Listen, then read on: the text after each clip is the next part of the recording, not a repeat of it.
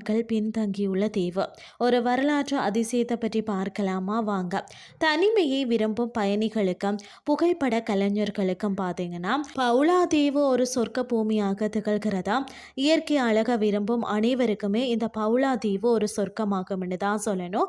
இந்த அழகான தீவு ஒரு தனித்துவமான குதிரைகள் மற்றது செம்மறி ஆடுகளின் தாயகமாக விளங்குகிறதா. இங்குள்ள வனவிலங்குகளும் மிக அரிதானவை. இந்த தீவு வந்து பார்த்தீங்கன்னா ஸ்கூபா டைவிங்கிற்கு ஏற்ற இடமாக உள்ளது. அது மட்டும் இல்லாமல் பார்த்தீங்கன்னு சொன்னால் பிரிட்டனில் உள்ள பவுலா தீவு ஸ்கொட்லாந்தின் வந்து செட்லாண்ட் தீவு கூட்டத்தில் அமைந்துள்ள ஐக்கிய ராஜ்யத்தின் மிகவும் வந்து தொலைதூர மக்கள் வசிக்கக்கூடிய தீவுகளில் ஒன்றாக இருக்கிறது.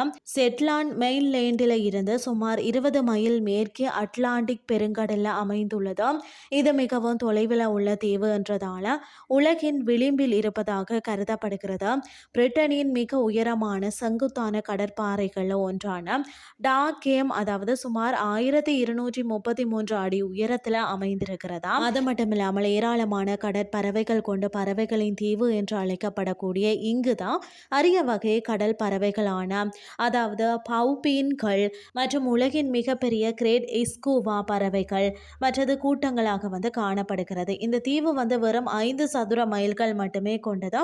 இதுல வந்து பாத்தீங்கன்னு சொன்னா 35 பேர் வசிக்கிறார்களாம். அது மட்டும் இல்லாமல் இங்கு பாத்தீங்கன்னா பைப்புகள், கடைகள், பார்கள் அல்லது தேசிய மின் இணைப்பு என்று எதுவுமே இல்லை. சூரிய சக்தி மற்றது ஜெனரேட்கள் மூலம் மட்டும்தான் மின்சாரம் வழங்கப்படுகிறது. இங்கு பாத்தீங்கன்னா படகு அல்லது சிறிய விமானம் மூலம் மட்டுமே பொருட்கள் கொண்டு வரப்படுகிறது.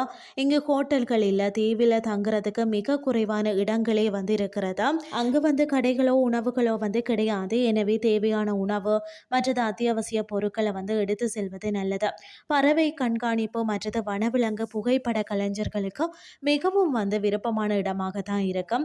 அதாவது செட்லாண்ட் குதிரைகளின் வந்து தாயகமான இங்கு தான் மக்களை விட குதிரைகள் அதிகமா.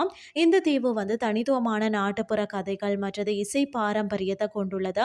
பவுலா தீவு வந்து செட்லேண்ட் தீவுகளில் வந்து ஒரு பகுதியாக இருக்கிறதால செட்லாண்டின் மற்ற தீவுகளுக்கான பயண திட்டங்களையும் இத்துடன் சேர்த்து திட்டமிட்டு சென்று வரலாம். இன்றைய கிறிஸ்டி உங்களுக்கு வந்து பிரயோசனமாக அமைஞ்சிருக்கும்னு சொல்லி நானும் நம்புறேன். இதே மாதிரி மற்றும் ஒரு கிறிஸ்டின் வேலை உங்களை சந்திக்கிறேன். நன்றி.